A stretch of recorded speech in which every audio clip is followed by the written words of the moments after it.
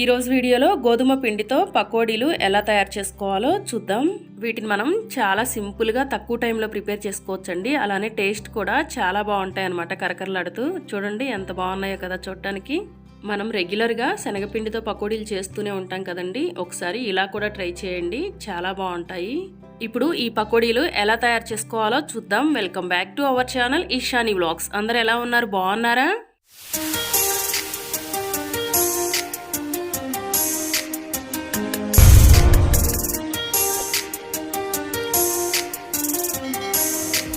గోధుమ పిండి పకోడీలు తయారు చేసుకోవడానికి ముందుగా ఇలా 4-5 ఆనియన్స్ తీసుకొని సన్నగా పొడవుగా కట్ చేసుకోవాలి. మీడియం సైజ్ ఆనియన్స్ తీసుకుంటే సరిపోతుంది. వీటిలో 1 టేబుల్ స్పూన్ జీలకర్ర, టేస్ట్కి సరిపడినంత సాల్ట్. ఇక్కడ నేను సాల్ట్ పిండి మొత్తానికి ఎంత కావాలో అంత వేసేస్తున్నాను. 2-3 రెమ్మల కరివేపాకు, 1/2 టేబుల్ స్పూన్ అల్లం పేస్ట్. నేను ఇక్కడ అల్లం పేస్ట్ ఒక్కటే వేస్తున్నానండి. మీకు కావాలంటే అల్లం వెల్లుల్లి పేస్ట్ వేసుకోవచ్చు అనమాట.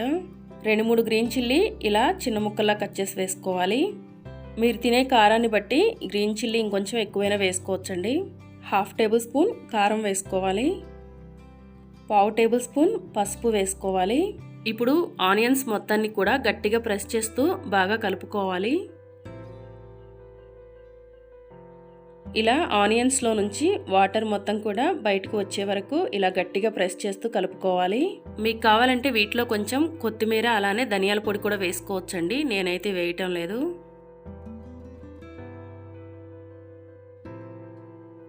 ఇలా బాగా కలుపుకున్న తర్వాత ఇప్పుడు దీనిలో 1 కప్పు గోధుమ పిండి వేసుకోవాలి. 1/2 కప్పు బియ్యం పిండి వేసుకోవాలి. ముందుగా ఈ పిండి మొత్తాన్ని కూడా ఒకసారి బాగా కలుపుకోవాలి.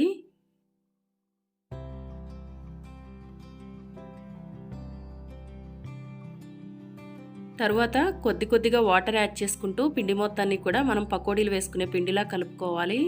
వాటర్ ఎక్కువ పట్టవండి, చూసుకొని వేసుకోవాలి.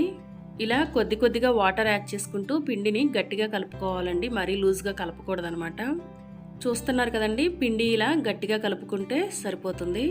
తర్వాత స్టవ్ ఆన్ చేసి కడాయి పెట్టుకొని డీప్ ఫ్రైకి సరిపడినంత ఆయిల్ వేసుకోవాలి. ఆయిల్ బాగా వేడైన తర్వాత మనం ఈ పిండితో పకోడీలు వేసుకోవాలి.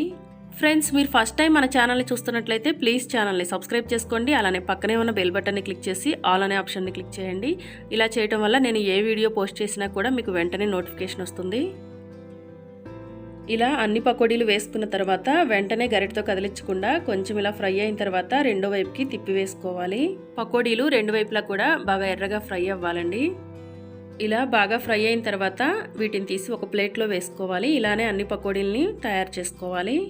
చూస్తున్నారు కదండి, పకోడీలు ఎంత చక్కగా ఫ్రై అయిపోయాయో. బాగున్నాయి కదా, చూస్తుంటే తినాలనిపిస్తుంది కదా. ఫ్రెండ్స్, మీరు కూడా ఒకసారి తప్పకుండా ఈ పకోడీలు ట్రై చేసి ఎలా వచ్చింది అనేది నాకు కామెంట్లో చెప్పండి. ఫ్రెండ్స్, మీకు ఈ వీడియో నచ్చినట్లయితే వీడియోని లైక్ చేసి షేర్ చేయండి. Thanks for watching.